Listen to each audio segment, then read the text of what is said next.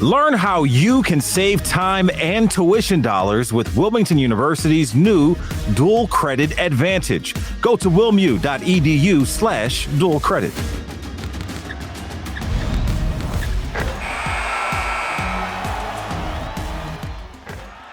Yo, it is the Sixers Talk podcast, all up in your earpiece once again. So glad you could join us. We're brought to you by Wilmington University. WilMU Works. Danny Pommells here along with Noah Levick and Ben Berry. We appreciate you tuning in and catching us wherever you're watching on YouTube. If you're just listening here in the car or while you're working out at the gym, we appreciate you tuning in. The NBA is slowly shrinking. The season is coming to a close as well. We know there are only 4 teams left. The Mavericks survived being swept by the Warriors. And, you know, we got this great series. Well, great, relatively speaking, because neither of these teams seems to show up at the same time in the Heat-Celtics series. But Game 5 and that matchup is coming up here. My wife is a Celtics fan, so she's extremely happy. But it is tough to endure all the shamrocks and green around the crib lately. But the Sixers trying to reach that level, right? They are trying to reach the Eastern Conference Finals for the second time in 37 years. At some point here, hopefully it's next season. It feels like a little bit of that, championship or bust mentality going into next year, but we'll talk about that at another time, guys. But do you feel like the Sixers are kind of stuck in this purgatory of not being able to get over the hump? They continually, fail in front of their home fans, find ways to lose. The drama off the court and all that. Are they stuck in a purgatory to you, Noah? Do you feel like there's like a glass ceiling that they just can't, break through? In some ways, yes, absolutely. And the second round barrier feels awfully strong.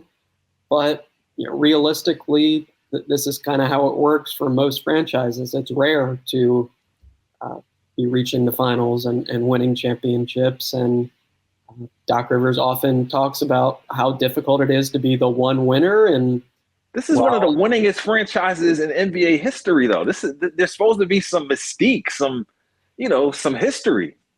Yeah, at least as far as this particular era, they do not give off the vibe. There is none of that. Yeah, being a winning franchise, even if they have accumulated a lot of regular season wins.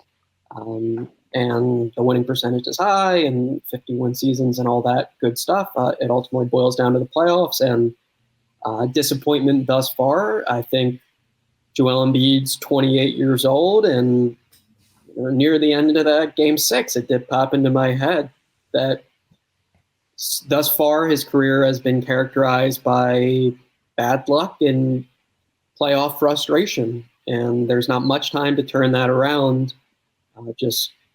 While he's still an ascending or in his prime sort of player. Sounds like a Philly athlete to me. yeah, he is a Philly athlete in that way. So, look, every year is different, and there's a lot that rides on luck and uncertainty and random stuff in the playoffs.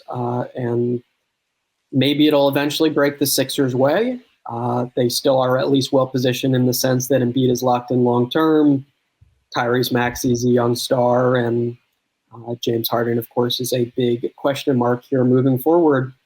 But as far as can you have a ton of confidence in the Sixers to emerge out of purgatory, I think fair enough if your answer to that is a no at the moment. So I think they are in the purgatory. Since the process and up for debate whether the process is still going on. I don't think it is. But the Sixers are getting to the playoffs, and they're not getting past the second round. And before they started losing on purpose, and when Iguodala was here, Drew Holiday, they were making it to the second round. Coaching decisions, and it seemed like the faces have changed, but the results haven't. Dating back to 1981, if you go to teams that have made the playoffs 5 consecutive times and not made it to a conference finals or to the NBA finals, like 22 teams have done it, and the Sixers are part of one of those teams now. And it seems like either just reevaluate the whole plan. And I'm not saying blow it up by any means, but you got to reevaluate things because you're still not getting over this hurdle. And in the previous pods throughout the offseason, we'll talk about it. And me and Danny and Noah, you guys know how I feel because it's gone back over a couple of years now. I don't think there's been a clear, concise plan, and it really doesn't help matters when you think about the Eastern Conference Finals. And when the Sixers were looking for a head coach, it was a guy that used to be in-house that's coaching the Boston Celtics right now, looking very great as a first-year coach. So I think they are kind of stuck in a purgatory, playoff purgatory. I think they just need to look at themselves in the mirror, figure out what do we need to do, because continue to put Band-Aids over some of these really just gauging, glaring holes or problems isn't getting it done. It's tough, man. You look at just the Eastern Conference teams and the structure that they have in place. Danny Ainge over the Celtics organization, and obviously Morey, a disciple of what they did there. Pat Riley over the Heat organization and the culture, you know, whether you think it's overblown or not, it is a thing that exists. And nothing more concrete than the Heat culture being a thing than this fantastic story that's been floating around the internet of Jermaine O'Neal talking about how he knew that LeBron and Chris Bosh were coming to the Heat when he was there in Miami.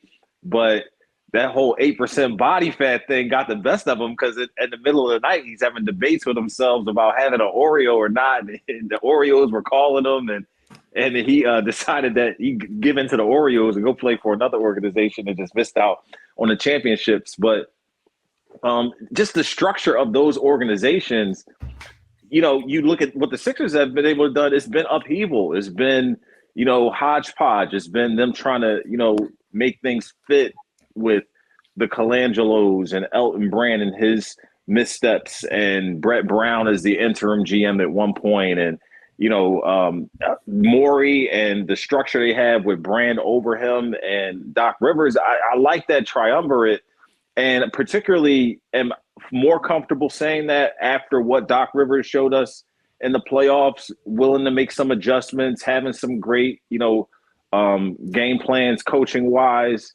and schematically doing some things that were different than and more than what we expected. So it didn't give me that feeling that he was set in his ways and is willing to adjust somewhat to what he thinks is the proper basketball philosophy or what have you. So I don't know if I'm so upset with the structure. It just needs to be in place for like a longer period of time. It needs some continuity. They need, you know, these guys in the front office and the connectivity to the coaching staff. They need those people pulling the strings for a longer period of time. And unfortunately, the Doc Rivers era has started with these rough playoff exits with the Simmons stuff and then losing in 6 games here most recently. So, you know, it's hard to see the light at the end of the tunnel, but at the same time, I am on board with Daryl Morey. So I think all of my faith, you know, emanates from there, that the purgatory, they are currently in purgatory to answer the question, but I feel like they can get out of it. And whether that's, you know, signing a big name free agent, continuing to buffer the core that they have here with some better role players or what have you. I'm willing to see and wait and see, you know, how that plays out. But I'm still admitting that where they are now and what we have endured is ultra real. Like it is definitely ultra real. And I feel, you know what? Yeah, a lot of teams, there's only going to be one winner.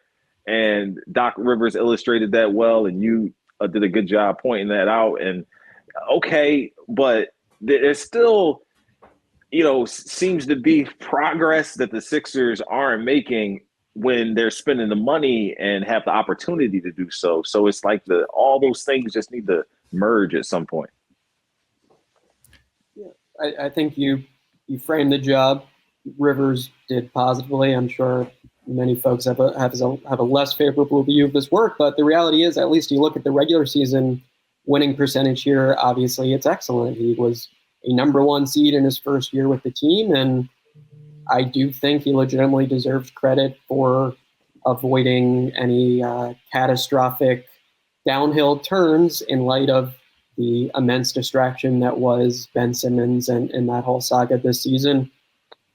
But it's easy to forget that play that he drew up for Joel in that game 3 against the Raptors. You know what I mean? It's easy to forget some of those things that he did show propensity to kind of change the way he's done things, during the regular season.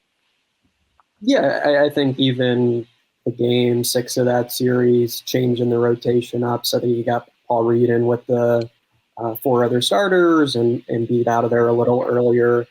That obviously was a smart move and one illustration of how, okay, he goes by gut feel, and sometimes that gut is flawed, but also he's got a lot of experience, and sometimes that serves him well. But I just think overall, you're looking at the question of, should you believe in the Sixers to get beyond the second round hurdle? I just find it a harder argument to construct that Doc Rivers is a coach that bolsters your faith in their ability to do that, just given the track record in the second round. And it's a mixed track record here, in my opinion. I think you make some valid points, but obviously there are also many ways in which he has not made great decisions, as far as, of course, the much scrutinized DeAndre Jordan stuff this year and development of non-maxi young players and those sort of issues. So, but overall, yeah, I think the concept of continuity and sticking with something should be appealing for the Sixers, just because they've lacked that, and that undoubtedly has made playoff success more difficult. Just time and time again, they're in the postseason with these teams that have so little experience playing together and have had so little time to develop a culture. And perhaps that culture is something that can move in a more positive direction in Philadelphia with a core in place, front office, head coach wise. I can at least somewhat buy that idea, but again, just think it's tough to have immense belief in this team for the time being. So I agree with both of you guys on just some consistency would help so much. I think about when LeBron first got to Miami, and it was the reports that LeBron didn't want Eric Spoelstra at the head coach, and he went to Pat Riley, and Pat Riley was like, yo, that's the coach. You can leave, but you can do whatever you want, but he's the coach. Like, there's no changes happening. I know it didn't work that way for Stan Van Gundy, but consistency. Greg Popovich with the Spurs. That would be one heck of a coach, Pop Rivers. He would have a lot of wins. It'd be a very honorary old man. That's what I think it would be. So, no, just consistency, and I can't say it enough. And, yes, Doc has his shortcomings, as we all do in our careers. Doc continuously playing DeAndre Jordan when he was not even a donut, a negative 400, it seemed to be out there on the court. But this postseason, I can't even put on him. Like, the players came out flat in games 5 and 6. So, and you both heard me give my credence or state my piece about Doc Rivers, his coaching, and how I feel like he's just living off that 08 championship. But speaking of all that, and this is something I wanted to bounce both off of you two, because I was thinking about this last night. Is Doc Rivers the Mike McCarthy of the NBA?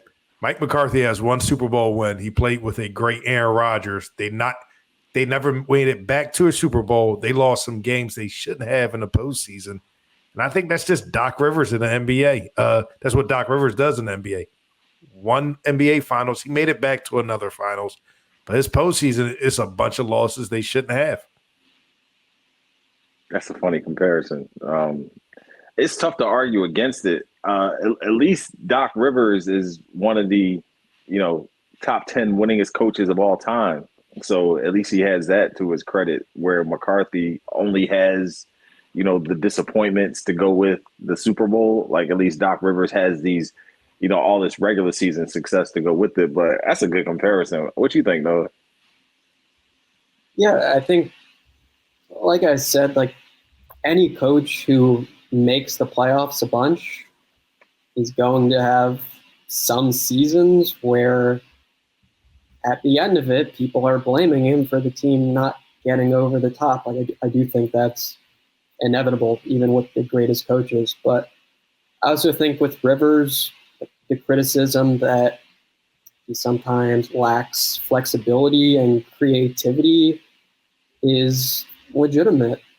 I think the Sixers were somewhat stubborn about, because we haven't had much time together, we're just going to run our few sets and we're going to try our best to execute those really well and be organized. And when they were not checking that box of just like doing the fundamentals right, and then also weren't really deviating much in terms of play style or offensive philosophy or offensive sets, that's going to be something that falls on the coach, in my view, in certain ways. And it's not sort of a new story with Doc Rivers. So, I think absolutely he's developed this reputation, and some of it's bad luck. Some of it is he's a very good regular season coach who's guided a lot of teams to the second round of the playoffs. But part of it is the way he coaches, and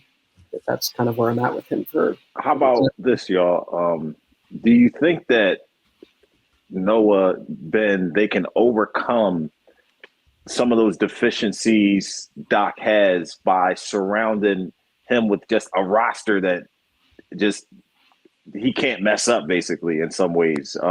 So does that mean going out and getting like a third star if they have, Zach Lavine, Joel, and James Harden? Does that mean getting a strong rotational pieces that are interchangeable and versatile? Do you see it in a way where they can keep Doc but fix the roster and still have the success that they're looking for? I lean towards no. I think it's possible. I don't think the Sixers can do it as currently constructed, because I don't see a way for them adding a bunch of depth and adding a star, adding guys that can be two-way players coming off the bench. Even if I know there's the report that the Bulls or the rumor that the Bulls are interested in a Matisse Thybulle, and just without the numbers, hypothetical trade, a sign and trade for Zach Lavine, and I don't know, the Sixers add Tobias Harris to offload his contract. Well, Mark Eversley being in the Bulls front office, who was with the Sixers, definitely helps facilitate some of that discussion or the idea of it. Yeah, because he's a Matisse fan. So let's say that happens. You still have to upgrade the roster. Like, who's your sixth man coming off the bench? Can they create their own shot? Can they facilitate for other people? Can they get other people involved? How do you do all that still because the Sixers are kind of like tied when it comes to salary cap? No one will know about that more than me, and maybe there's a way for it to be done. I don't see it. Right. I do think it's fair to say they have limited flexibility, and a lot of this is going to ride on what happens with Harden if he does pick up the player option for about $47 million. Limits their options a bit, as one would imagine. I do think as far as like picking up quality depth that can give you a substantially better chance of winning a second round series, Sixers have a good chance of pulling that off. There are always pretty decent players available for the vet minimum for mid-level sort of money. And Daryl Morey's got to nail those moves. And the margin for error does not seem especially high there. Of course, it's the same kind of deal. If you're banking on yet another star, where you better not mess that one up. And of course, with James Harden, we're now in a position where it does not look at all improbable that he is here long term, and that at least from a financial standpoint, the Sixers regret that situation. They have just kind of somewhat backed themselves into a corner just because they made the commitment to Harden, at least initially here. And of course, Tobias Harris still has 2 years left on that contract. And Morey did his best, I think, initially to get off the Al Horford deal. And, that first draft night here, I think he was arguably brilliant, especially if you look at the actual draft picks he made, which included Tyrese Maxey. So if he can pull something similar this time around, then the Sixers' odds of getting beyond the second round, I think, advance. But nothing's a sure thing here.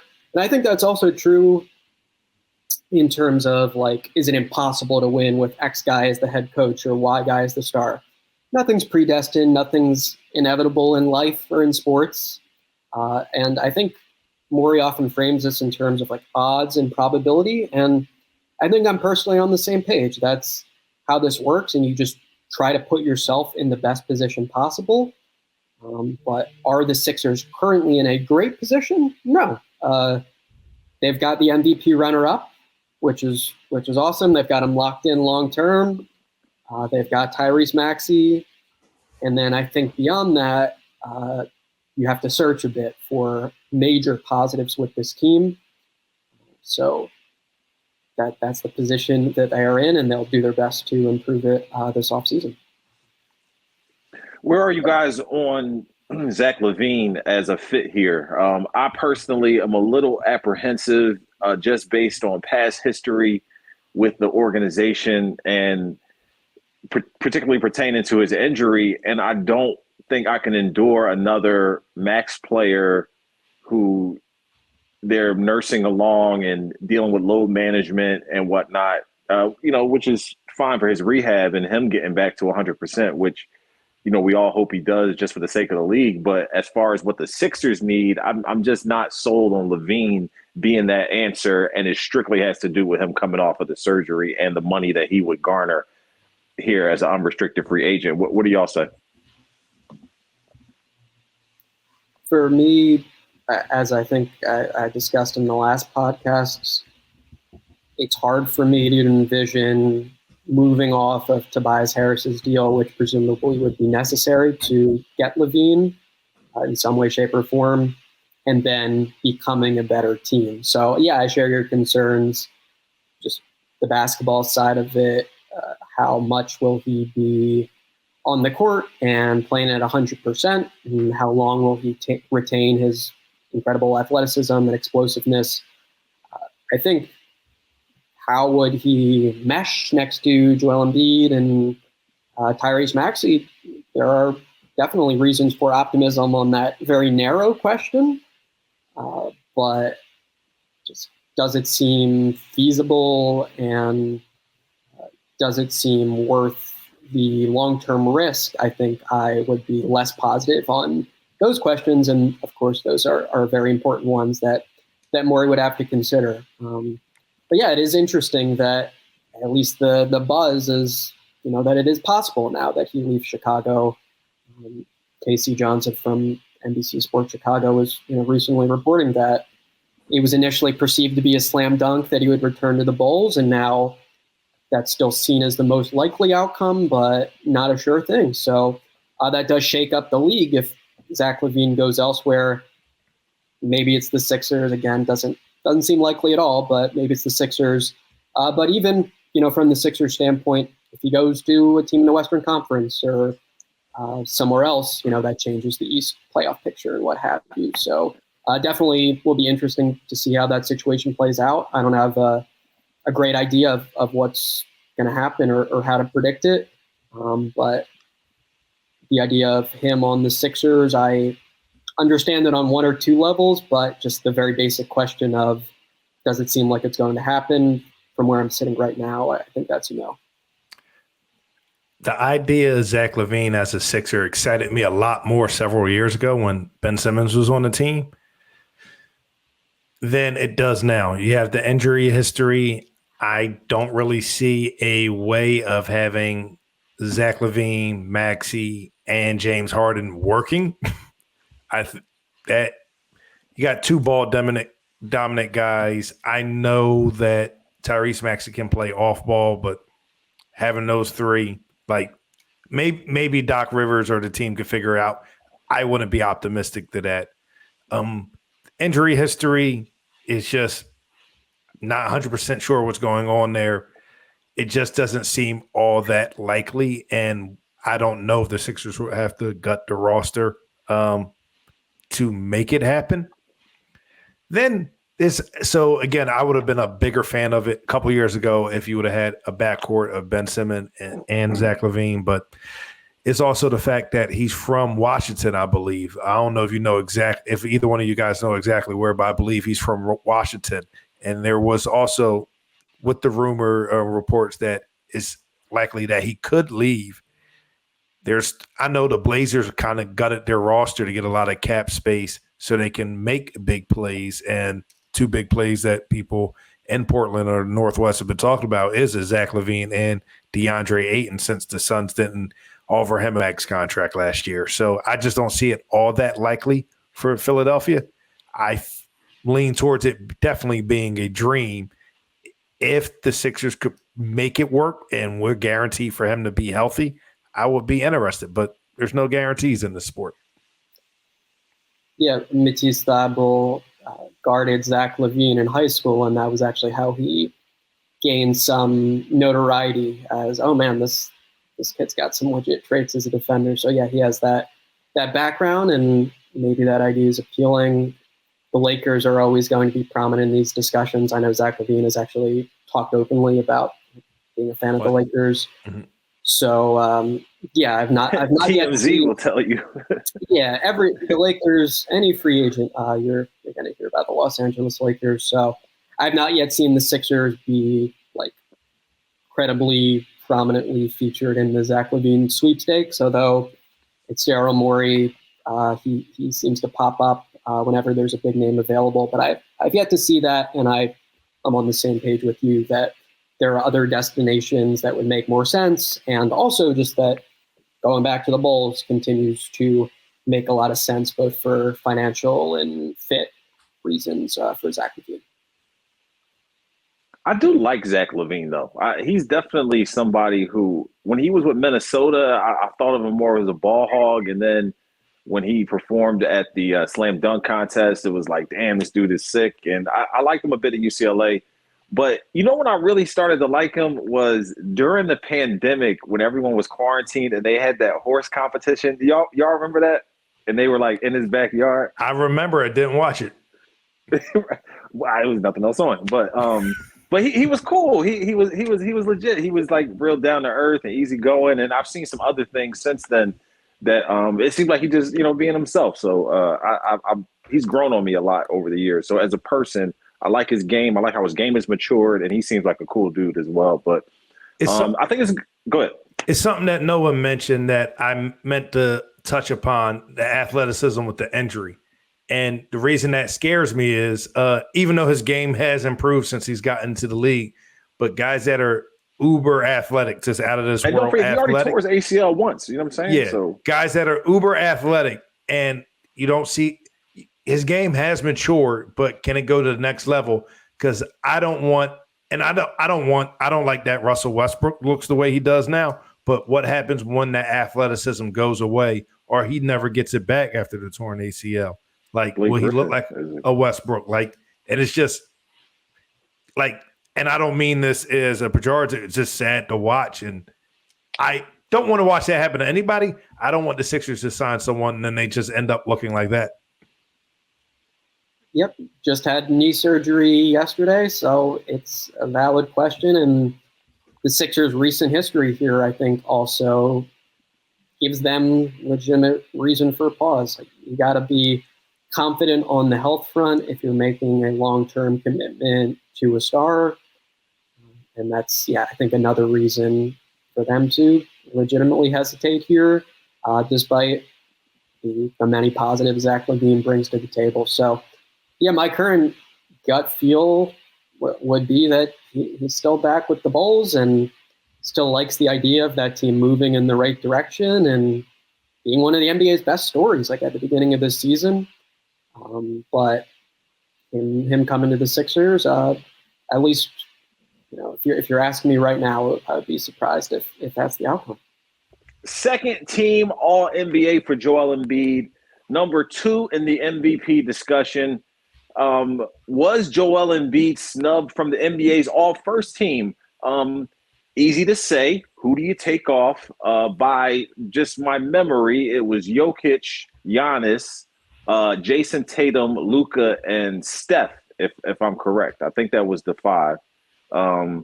But let's real quick on the MVP discussion. I don't think he was snubbed from that either, because I think he just lost a close race. It just was a close race between him and Jokic. It was tight. He didn't get it. Here in the All NBA first team All NBA discussion, who do you take off? All those guys are deserving. Okay, they screwed up the categories by making Joel Embiid a center when they should just make it front court like the All-Star game. I think that's more the qualm here than whether or not he should be first or second team All NBA. He just didn't have enough votes at the forward position. You know, Jason Tatum had more. So, I mean, what are you going to say? And Jokic is the MVP. So he's MVP. He should be first team All NBA. What do you guys think? I'll let Noah go first.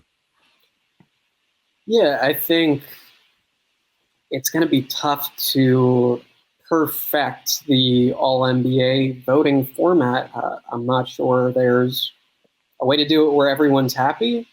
I can understand Joel Embiid and supporters of Joel Embiid perhaps being unhappy with how this shook out. He did end up with 24 more total points than Tatum, as well as more first-team votes.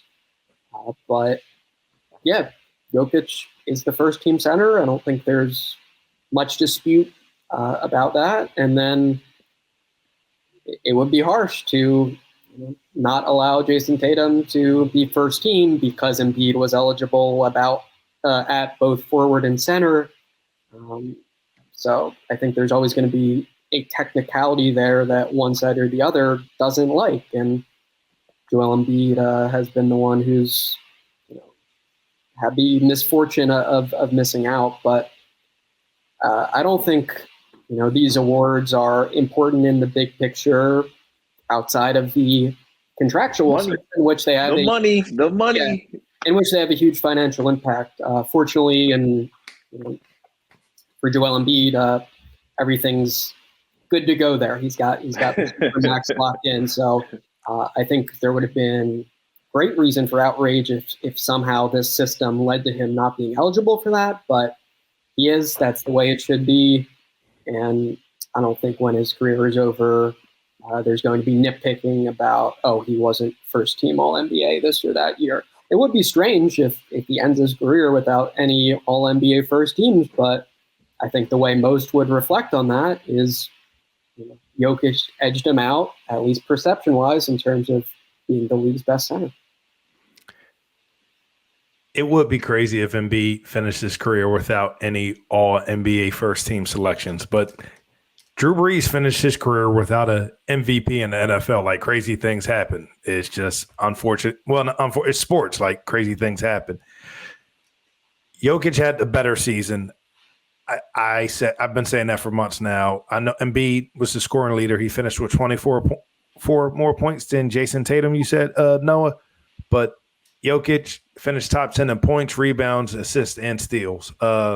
His PER was an all-time great, like higher than any season Jordan or Wilt Chamberlain had. It was insane.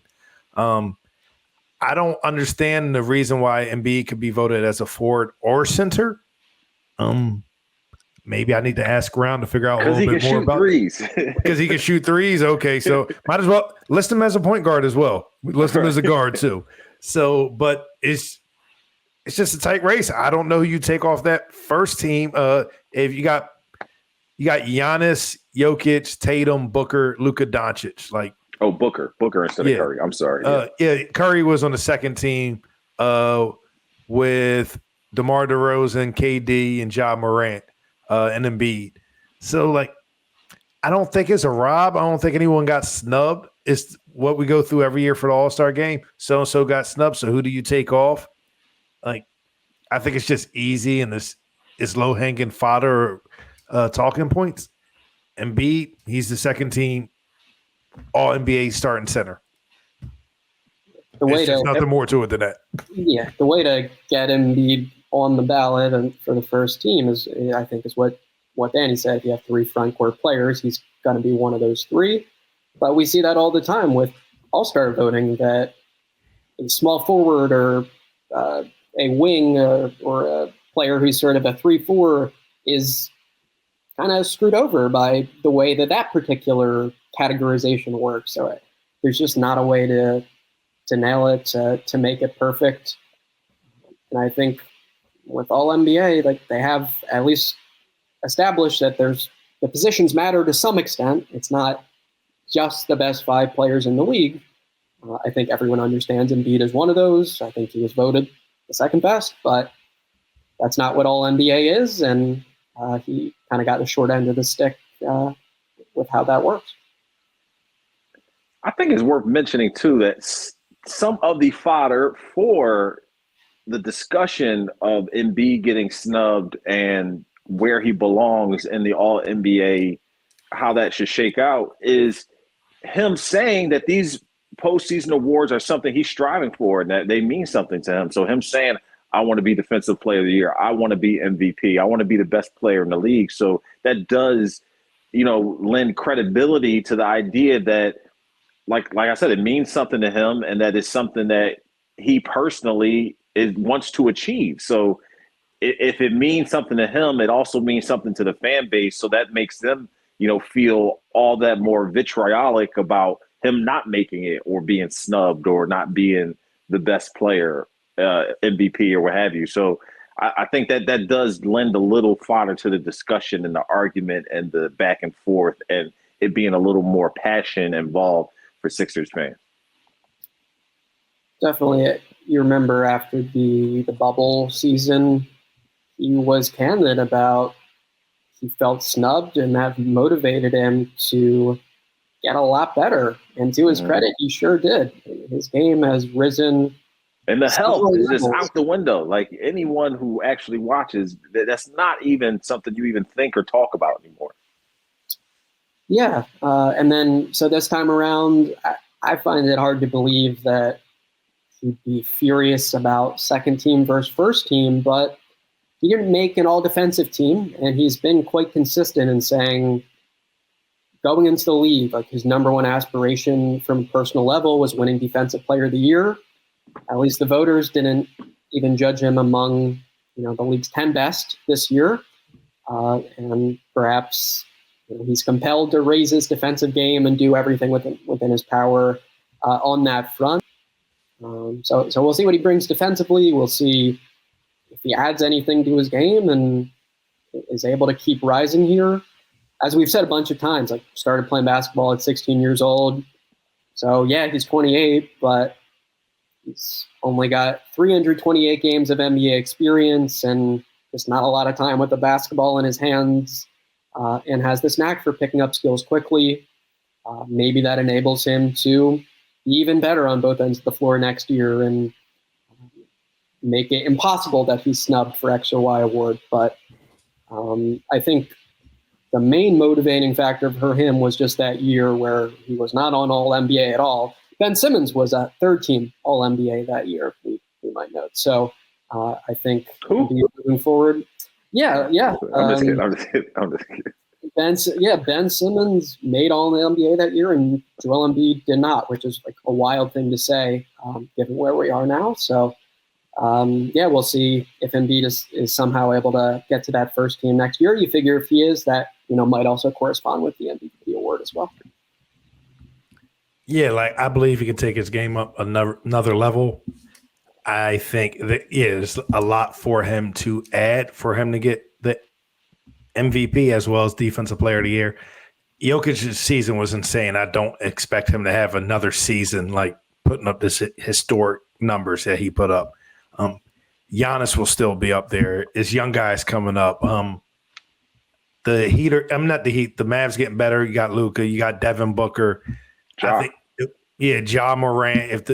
There's competition. For me, it's not even as much about Embiid as much as just there's so many great young players in the NBA. It's so much talent that we don't need to just think about Kevin Durant, LeBron James. Like the best players in the NBA are probably all 28 and under. Embiid, Jason Tatum, Greek Freak, Jokic, all young guys. So that's what makes me excited about the NBA. But back to Embiid, I think he can add another level to his game to win that Defensive Player of the Year next year or in the future. And I think he will have an MVP when it's all said and done. But I know those are aspirations of his. It's not the end all be all to me. It's a lot of great players that don't have multiple MVPs, don't have Michael Jordan only has one Defensive Player of the Year. So, I mean, he's not a good example of awards. He's not a good. But he only has one. Like he got so many awards. Okay, like he definitely has a lot. I'm just saying that winning a championship, like Charles Barkley has an MVP. I bet without a doubt he'd rather have a ring than an MVP award. Karl Malone is in the same boat. So I have faith that Embiid will get those awards, but I believe him. I would like to believe him when he says like winning a championship is bigger, though. I just remember after the brutal Game 5 Sixers loss in Miami, he was as candid as we've heard about. He kept just saying, it's whatever. Like, the awards, like, whatever, it's out of my hands. Like, I really do not care about that in the big picture anymore. So clearly there was disappointment on his end and some dejection, but I think also just for better and for worse, resigned to, like, this is how it is. There's no point in staking all my hopes on winning MVP or being Defensive Player of the Year. Like, control what I can. Maybe one year it'll pan out for me, but genuinely, I shouldn't care that much about this stuff moving forward. So I think he does feel a bit snubbed and a bit disrespected, but I don't think, that means that he's going to be fixated on, man, I got to do everything to not be snubbed. He gets it. It's about winning titles at the end of the day, or at least, going further in the playoffs and the team success. And also he's mentioned a bunch before, team success tends to correspond to people giving you respect with these awards. Obviously, Devin Booker had a great season, but one of the first things people mention with his MVP candidacy or him being a first-team All-NBA sort of player is he was the best player on the league, best team. Embiid would love to be that one day. Hey, we are always rocking with Sixers Talk wherever we go. We hope you continue to do so as well.